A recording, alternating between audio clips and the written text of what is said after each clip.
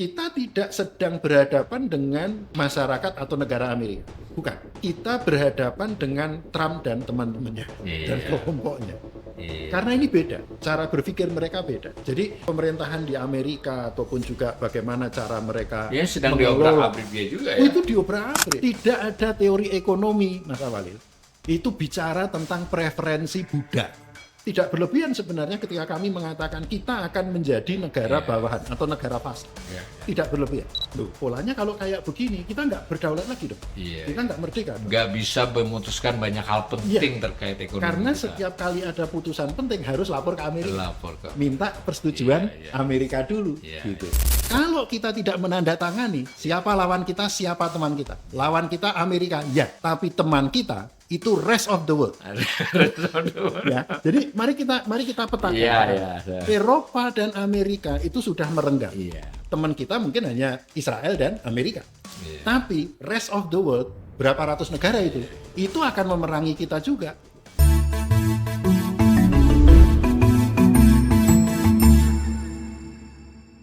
Salam cerdas, Ibu Bapak, saudara-saudara yang saya hormati, berjumpa kembali dengan saya di kanal Awali Rizky dalam sesi Ngobrol Ekonomi. Ini juga adalah edisi istimewa karena saya melakukan di luar studio saya biasanya. Saya dipinjami di Mas Elan, tapi untuk narsumnya kali ini Mas Rimawan Pradipya. Assalamualaikum Mas Waalaikumsalam. Rimawan. Berjumpa kembali kita. Nah ini sebetulnya terpotong dulu saya napping beliau di Jakarta, tapi ternyata kita agak kepanjangan, dia harus pergi. Harusnya memang 3 atau 4 tapping, jadi ini sesi ketiga dari pembicaraan kita tentang ART Agreement on Reciprocal Trade. Mungkin sebelum saya tanyakan yang lebih baru, mungkin dikasih 3 menitan waktu kita 2 kali itu apa kesimpulan umumnya Mas, biar ini refresh buat pemirsa kita. Ya, jadi kita mulai dari ART dulu ya. Ini kan Agreement on Reciprocal Trade. Nah, cuma seringkali orang melihatnya ini kayak sekedar tarif. Bagian dari perdagangan itu kan ada tarif, ada non tarif. Tapi kalau kita lihat lagi, ini sebenarnya beyond perdagangan. Malah justru beyond perdagangan. Jadi tidak hanya tarif. Tidak sekedar tarif, tidak sekedar perdagangan. Iya, lebih dari itu. Jadi kalau dilihat isinya itu tarif itu hanya 5%. Terkait dengan tarif itu 5%. Apalagi setelah ada putusan MA, itu apapun yang dikatakan tentang tarif itu nggak ada gunanya. MA Amerika ya, Scottus itu sebenarnya tidak berlaku gitu. Nah, sekarang yang 95% itu apa? Yang non tarif barrier. Nah, non tarif barrier ini kaitannya kemana? Apakah sekedar perdagangan? Tidak. Ini kita bicara beyond perdagangan, lebih dari perdagangan, kita bicara kedaulatan. Nah, ini yang menarik. Artinya, dulu-dulu sebelum ada ART ini, saya tuh nggak pernah kepikir tuh ngomongin kedaulatan. Ekonom ngomongin kedaulatan nggak ada. Nggak ada. Bukan bagiannya. Dan yang menarik begini, 250 tahun Adam Smith mengembangkan teori teori Adam Smith itu yang dikembangkan melalui Adam Smith itu. 250 tahun. Itu yang namanya kedaulatan itu adalah asumsi implisit. Tidak pernah diomongin. Tapi itu menjadi backbone dari asumsi dasar dari teori ekonomi. Kenapa? Teori ekonomi itu kan bicara bagaimana orang melakukan pilihan. Nah, siapa yang bisa memilih? Adalah orang yang berdaulat, orang yang merdeka. Itu sejak 250 tahun lalu. Nah, kalau dilihat dari sisi, malah yang menarik itu adalah dilihat dari sisi religius, itu menarik malah. Loh, kenapa? Islam sudah membicarakan ini 1400 tahun yang lalu. Gitu. Nah, sekarang yang jadi masalah dari ART ini adalah ART ini akan menyentuh seluruh aspek kehidupan kita. Siapapun itu, apakah itu rumah tangga, ataukah itu dunia usaha, ataukah itu pemerintah, itu sebenarnya akan tersentuh semua oleh ART ini. Kenapa? Ya karena ini adalah masalah kedaulatan yang kita tak pertaruhkan, itu adalah kedaulatan. Jadi pertanyaannya kemudian adalah kalau ART ini sampai berlaku nanti, ya tidak bisa lagi akan ada yang namanya NKRI. Mohon maaf. Yang ada adalah Indonesia sebagai negara bagian atau negara bawahan. Nah, ketika kita jadi negara bawahan, pertanyaan berikutnya, adakah kebebasan dari pemerintah untuk melakukan berbagai macam kebijakan? Jelas tidak. Bagaimana dengan dunia usaha? Lah wong pemerintah aja nggak punya kebebasan kok, apalagi dunia usaha. Apalagi kita ini di rumah tangga individu, ya nggak punya kebebasan. Tidak ada teori ekonomi, Mas Awalil, itu bicara tentang preferensi budak. Mohon maaf. Mohon maaf kalau saya keras sampai di sini ya. Tapi tidak ada buku teori ekonomi yang mengatakan, oh inilah preferensi budak. Loh, budak tidak punya preferensi, Pak.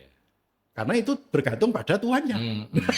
Dia begitu ya logikanya. Nah, inilah teori ekonomi, inilah salah satu bagian juga dari ajaran religius tadi, ajaran Islam gitu.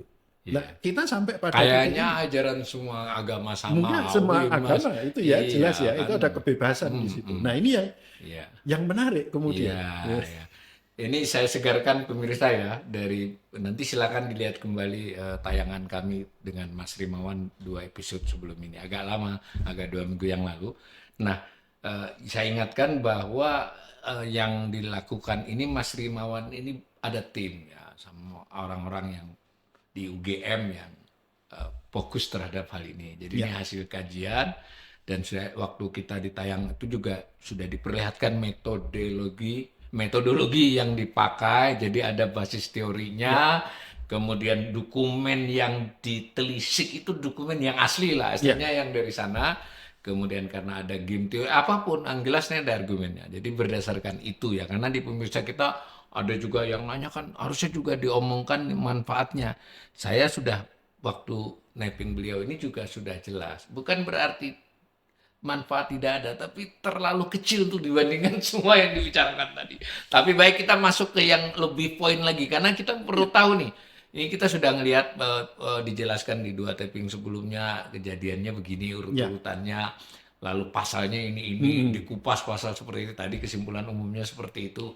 Kalau dipakai bahasa yang lebih ngepop, terus dampaknya poin-poin, Mas. Nanti dalam tayangan akan dibantu oleh slide-slide yang saya minta dari Mas Rimawan nanti. Kalau disimpelkan dalam ngepop-ngepop, apa saja Mas dari tim itu merumuskan dampak itu? Ya, jadi dampaknya ini kalau tadi dilihat ya, itu apakah ada positifnya? Ada. Tapi kecil. Kecil. Nggak sebanding dengan. Nggak sebanding. Jadi kalau kita identifikasi, ada manfaatnya ada 9. Tapi ada 9. Sudah dihitung juga nih. Dihitung, ya. Manfaatnya berapa? 9. Tapi lalu saya bilang, ntar dulu. Tidak begitu caranya menghitung. Kita harus melihat, ini ada manfaat. Tapi apakah manfaat ini bertabrakan dengan kedaulatan Indonesia? Dan juga terkait dengan aturan GATT atau GATT atau WTO. Karena kita meratifikasi perdagangan internasional. Kita ikut di dalam, sebenarnya sejak tahun 44 sampai sekarang, ini kan polanya multilateralisme. Kalau ada dispute, ya itu diselesaikan di GATT, di WTO, dan lain sebagainya. Nah, dari 9 tadi, manfaat tadi, itu kalau tidak nabrak ke kedaulatan Indonesia dan tidak melanggar WTO, itu hanya tinggal 5. Tinggal 5. Sementara masalahnya sampai inventarisir. Bebannya kita 36. Nah, 36 itu yang menjadi beban kita. Dan ini mengubah seluruh landscape. Kenapa? Karena kemudian memposisikan Indonesia, yang paling berat sebenarnya adalah memposisikan pemerintah Indonesia itu berada di bawah pemerintah Amerika. Apapun berulang kali Amerika, tim sampean menggarisbawahi itu.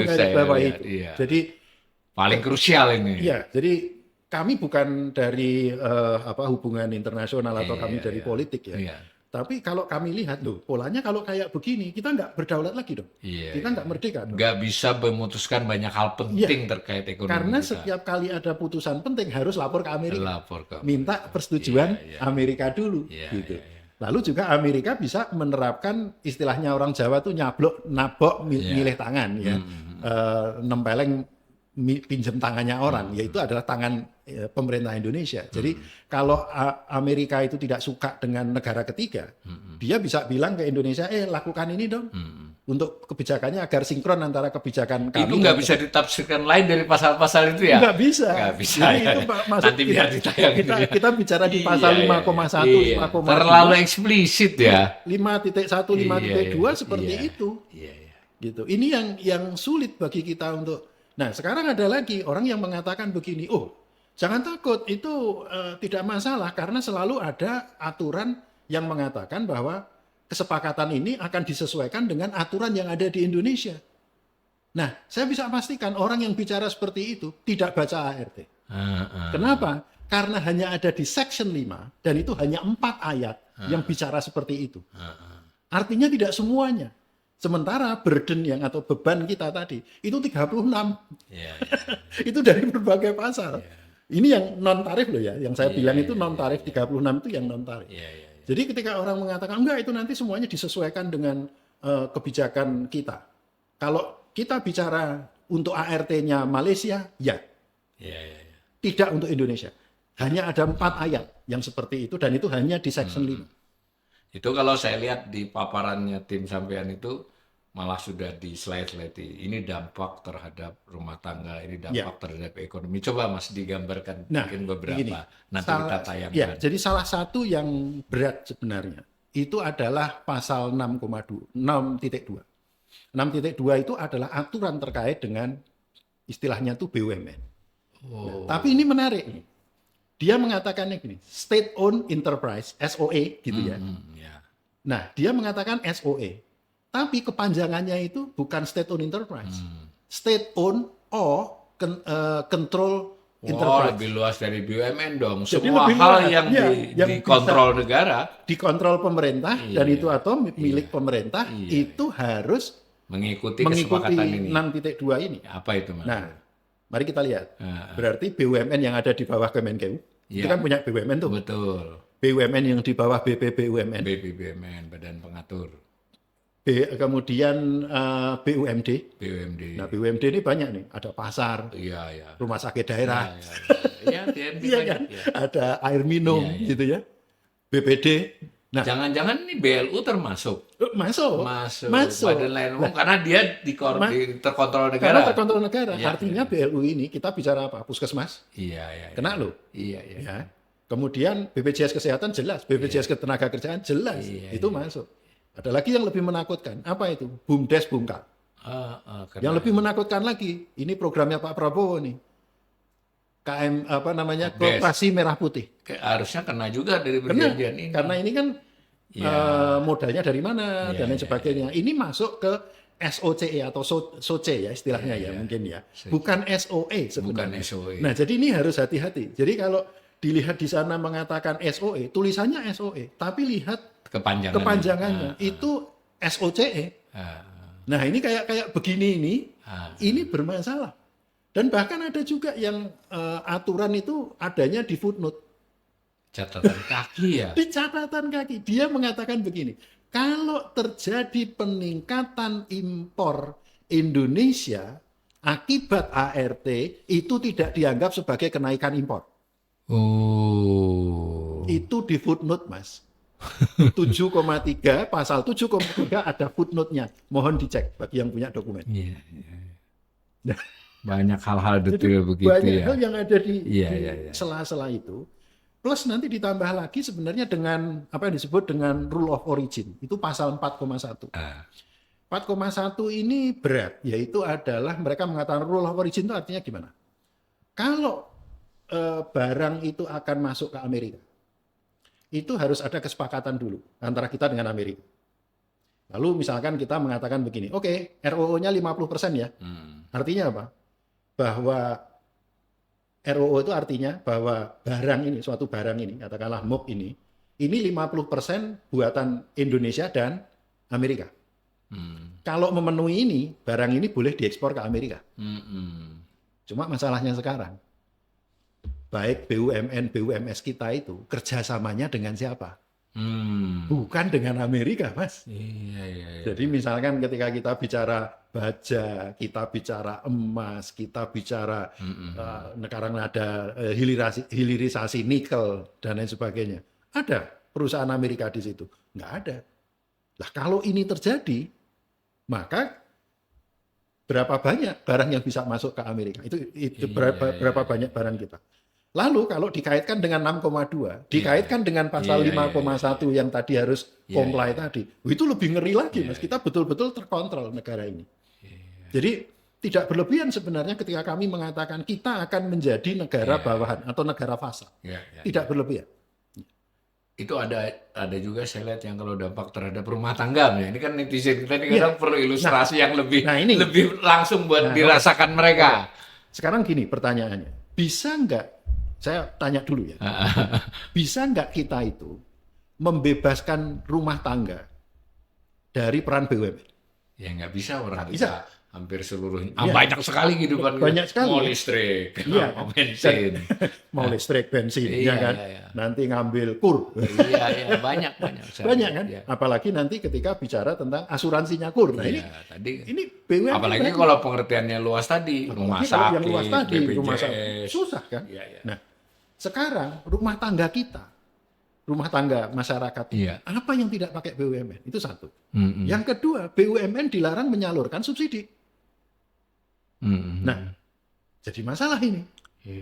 Lah, sekarang kalau itu barang subsidi, bagaimana? Jadi misalkan gini, Koperasi Desa Merah Putih jualan gas melon. Nah, gas melonnya disubsidi. Jualan pupuk juga. Jualan pupuk juga. Loh, itu wajar dong. Ya. Di negara mana tidak ada BUMN? Semua negara ada BUMN. Ya. Tapi kalau pertanyaannya, kenapa hanya kita yang kena? Amerika bagaimana? Amerika nggak kena ini. Nah, inilah akan menyentuh semua aspek kehidupan kita. Ya, dan tadi bahwa pengambilan keputusan di SOCE tadi, istilahnya, itu dasarnya adalah mekanisme pasar, pertimbangan pasar. Subsidi dilarang.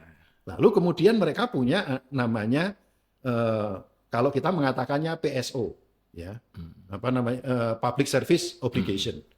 Di situ tertulisnya adalah Public Service Mandate. Dari sudut mandate dan obligation ini kan hampir mirip ya. Cuma ini kemudian yang namanya hukum ini kan harus presisi nih. Iya, betul.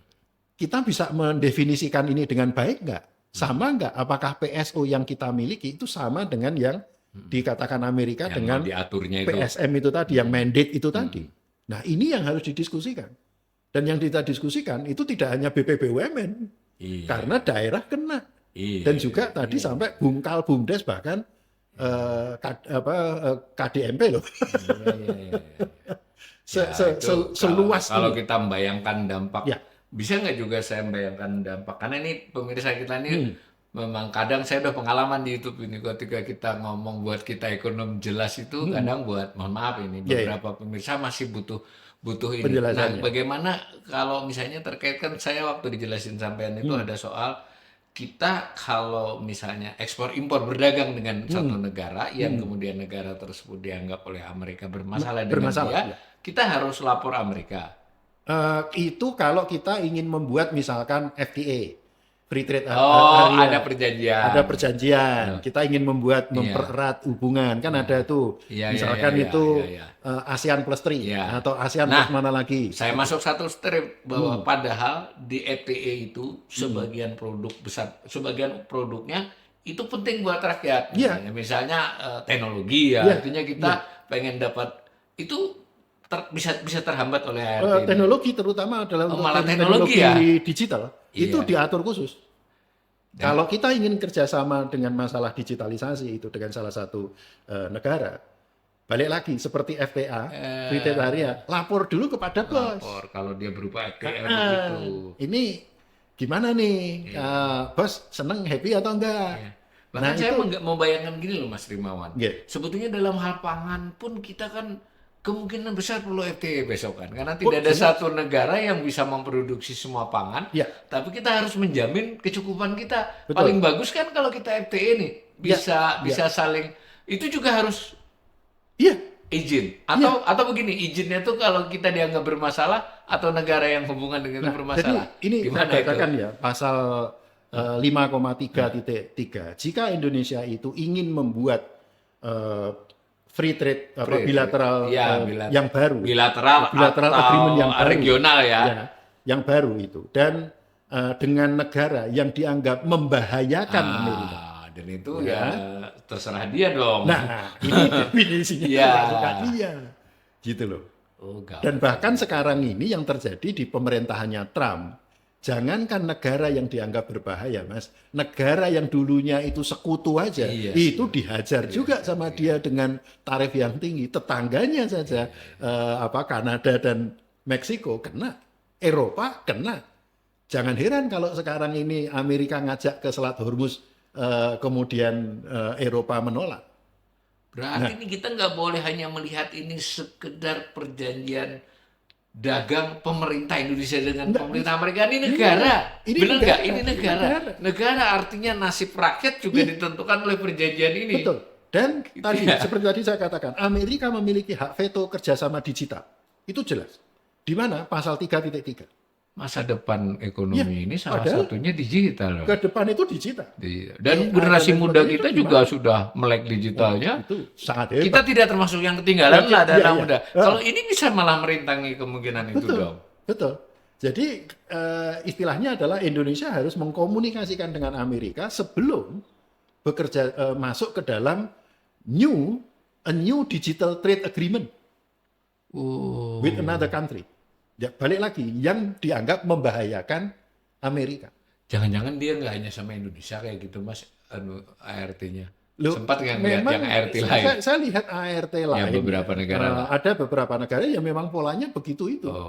Dia by design ingin menekan negara yang bisa dia tekan. Ya, jadi istilahnya dia adalah Amerika itu bergeser. Kalau balik lagi ya, sejak 1917, Amerika ini kan pendekatannya multilateralisme. Makanya dulu ada zamannya Woodrow Wilson itu adalah ada Liga Bangsa-Bangsa kan gitu ya. Iya benar, Liga Bangsa-Bangsa. Tapi sebelum kan Perang Dunia sebelum pertama. Perang Dunia kedua ya. Lalu dunia kedua muncul PBB kan gitu. Itu kan bagian dari Amerika. Ada IMF, ada World Bank dan lain sebagainya. Produk dia semua kok. Dia semua sponsornya. Betul. Inilah multilateralisme kan. Iya. Tapi sekarang yang dilakukan Trump itu tidak peduli itu semua. Trump itu unilateralisme dengan menggunakan pendekatan koersif bilateralisme. Jadi polanya itu adalah hubungan bilateral yang memaksa. Yang sebenarnya intinya apa? Ya badannya lebih gede, dia badannya lebih gede. Ya. Ya fakta. Istilahnya ya itu badan gede dia menangan gitu kan. Nah, jadi kita perlu melihat ini dalam kerangka kita tidak sedang berhadapan dengan masyarakat atau negara Amerika. Bukan. Kita berhadapan dengan Trump dan teman-temannya dan kelompoknya. Karena ini beda, cara berpikir mereka beda. Jadi struktur pemerintahan di Amerika ataupun juga bagaimana cara mereka sedang diobrak-abrik dia juga ya. Itu diobrak-abrik. Bisa mungkin kita harus ingat balik lagi ya ketika di 2025 ketika mereka gegeran dengan Harvard. Nggak ada cerita dulu itu pemerintah Amerika itu sempat gegeran dengan universitas. Yang terjadi sejak Trump 2.0 itu, apa yang terjadi? Konflik itu. Dan konfliknya langsung berhadapan-hadapan dengan universitas-universitas itu. Bayangkan itu hal yang nggak pernah terjadi. Jadi kalau sekarang ini kita melihat apakah Amerika itu demokratis, saya agak sanksi. Kayaknya itu lebih otoriter. Di sana otoritarian, itulah sebabnya di dalam negerinya otoriter, di luarnya dia pendekatannya adalah unilateralisme. Nah ini cocok dengan kata-kata rekan-rekan dari ahli hubungan internasional yang mengatakan bahwa kebijakan internasional itu adalah kepanjangan tangan dari kebijakan dalam negeri. Sehingga kita bisa melihat dari sisi kebijakan internasional atau kita bisa melihat dari dalam negeri itu untuk melihat yang internasional. Nah ini yang menarik. Saya kalau namanya imajinasi ini bisa juga blessing loh. Artinya karena Amerika ini terlalu gitu tuh persis ketika Eropa di awal-awal akhir abad 19 itu kan imperialismenya sudah segitu menimbulkan perlawanan bareng. Ya ART ini kan terlepas mungkin perlu kajian juga ya kita yang ke Malaysia, yang ke Vietnam, ke kita apa aja. Tapi secara umum kelihatannya banyak kesamaannya kan. Banyak kesamaan. Mengapa? Apakah menurut ini tentu yang nama ini kan bukan dari riset dengan teman-teman tadi, Mas Trimawan pribadi. Mungkinkah ada kemungkinan perlawanan yang kemudian jadi gini, merata gitu sama-sama? Kalau kita lihat ART itu di Asia ya, itu kan baru ditandatangani itu 5. Jadi Malaysia, Taiwan, Kamboja, Bangladesh dan Indonesia. Ini ditandatangani oleh kepala negara, kepala pemerintahannya. Kepala pemerintahannya. Belum tahu lagi hasilnya. Sekarang di antara kelima ini yang agak reciprocal itu hanya dengan Taiwan. Taiwan. Oh, Taiwan. Kenapa Taiwan? Melawan. Bukan begitu, karena begini. Selama ini Taiwan itu tidak diakui sebagai negara oleh Amerika. Yang diakui itu adalah Cina. Ya. Dengan mereka bekerja dengan ART ini, berarti ngakui. Jadi ini diakui. Ada keuntungannya buat Taiwannya. Ada keuntungan bagi Taiwan. Tapi bagi negara yang lain, itu saya mengatakannya mohon maaf nih. Kalau saya menggunakan dalam bidang saya yang lain itu adalah economic of crime, ekonomika kejahatan. Itu extortion. Itu pungli. Jadi betul-betul kamu harus melakukan ini, kamu harus melakukan ini, kamu harus melakukan ini. Itulah pola ART. Jadi jangan heran kalau kemudian di Malaysia Mahathir Mohamad marah-marah kepada Perdana Menteri itu. Karena tanda tangan Perdana Menteri. Karena tanda tangan Perdana Menteri dan sekarang Pak Anwar Ibrahim mengatakan kami keluar dari ART. Karena tekanan itu ya. Bahkan tekanan parlemen juga kelihatan. Tekanan parlemen, dan setelah adanya putusan SCOTUS atau MA Amerika, lalu mereka kemudian ini dinyatakan Malaysia dia keluar ya? Keluar, Amerika keluar. Tidak mengakui perjanjian itu lagi. Tidak mengakui perjanjian itu. Nah, yang membedakan kemudian adalah waktu atau jeda yang dimiliki oleh Malaysia itu lebih panjang daripada di Indonesia. Sementara di kita itu sebenarnya Pasal 7,2 itu mengatakan kalau ada revisi itu diselesaikan 60 hari. 60 hari dari Februari kemarin tanggal berapa ya? Kita pertengahan. Dari 19 Februari. Di pasal 7,4 itu menarik. Kalau ingin terminasi itu di 30 hari. Kelewatan semua. Nah, baru 90 hari ini kalau tidak ada apa-apa, berarti akan terus akan berlaku itu seperti yang ada itu. Ya seperti yang saya jelaskan itu. Mohon berkenan jangan minta saya untuk mengubah analisis ya. Karena yang saya analisis itu adalah aturannya bicara seperti ini didasarkan pada pengetahuan yang saya miliki, itu saya modelkan dengan game teori, hasilnya akan seperti itu. Dan masing-masing penjelasan di item itu coba dicocokkan dengan fakta-fakta ya. Artinya ini kalau begini dalam prakteknya itu yang sekarang ada kan. Nanti konsekuensinya apa praktek itu kan. Yang sekarang existing apa, konsekuensinya apa. Betul. Jadi misalkan tadi kalau misalkan mau veto Amerika punya veto kerjasama digital atau Amerika punya veto untuk FTA baru. Oke. Memang mengatakannya seperti itu. Tapi konsekuensinya apa? Konsekuensinya kita bisa kena retaliasi oleh lembaga lain. Itu tidak ada di dalam putusannya, tetapi kita tahu semua bahwa perdagangan internasional itu bisa saling retaliasi itu hal yang biasa. Ini begini, ini mudah-mudahan saya nggak salah tangkap nih. Ini kita ini anggap aja ini ternyata betul-betul dijalanin ya. Lalu ketika kita menjalankan itu ternyata kita nabrak nih dengan beberapa negara lain kan. Itu potensi itu sangat besar ya. Sangat besar. Iya. Satu. Nah, kedua yang saya tanyakan juga kan model-model ya mohon maaf ini pemerintah kita kadang agak bandel juga orangnya dalam beberapa hal. Siapa tahu bandel. Ini kita gini tapi nggak kita jalanin. Loh, sebagian saya coba bagaimana jadikan. Ini international agreement loh. Mohon maaf nih, beberapa pasal itu tadi kita mau izin ini, kita nggak izin. Terus tadi AI, ini kan Taiwan, Huawei bagus nih, kita ini. Gimana kalau terjadi begitu? Nah ini saya bukan... ini umpama, kita kan tidak tahu, ini kan bisa saja kan? Pemerintah. Jadi gini, saya bukan diplomat. Tapi yang saya bayangkan ketika orang berdiplomasi, kepercayaan itu adalah nomor satu. Do what you say what you do. Iya, jadi berarti itu bisa kita mau ngomong dijalanin. ngomong A, deliver B. Malu, Mas. Tapi kita agak sering begitu soalnya sekarang. Siapa tahu nggak hanya sama. Jadi maksud saya adalah begini. Daripada seperti itu akan menjadikan lebih baik kayak Malaysia. Iya. Kami tolak. Jadi cara keluarnya bagaimana, way out-nya bagaimana?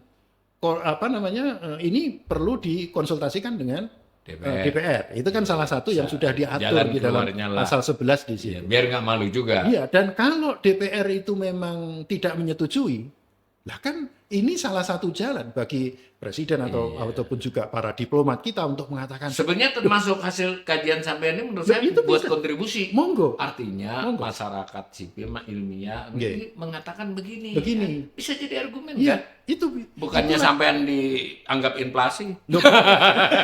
Ini bercanda. Artinya ini karena saya ini sebetulnya udah dengan jelas mendeklar. Saya itu mengundang para ekonom menyampaikan pendapat, kajian. Belum tentu benar, tapi harus mereka sampaikan. Karena itu tanggung jawab moral. Dan jangan sampai gara-gara itu kemudian kita dituduh macam-macam. Dan ini menurut saya khusus untuk yang dengan Mas Rimawan 3 kali edisi ini, saya sebagai host dari acara ini benar-benar sangat berharap ya. Ini bukan soal tanda tangan saja. Ini bukan soal aksesori saja, ya kan? Ini bisa dampaknya luas, dijalankan dampaknya luas. Tidak dijalankan juga bisa bermasalah. Pilihannya apa? Kalau kita tanda tangani ART, ART jalan, maka kita akan menuai badai. Badainya apa? Kita comply terhadap Amerika. Tapi konsekuensinya kita akan memerangi Cina, kita akan memerangi EU, kita akan memerangi Australia dan negara-negara lain. Kalau kita menandatangani itu. Oke, sekarang pertanyaan berikutnya adalah kalau kita tidak menandatangani, siapa lawan kita, siapa teman kita? Lawan kita Amerika, ya. Tapi teman kita itu rest of the world. Jadi mari kita petakan. Eropa dan Amerika itu sudah merenggang. Amerika dengan negara tetangganya itu juga sudah merenggang.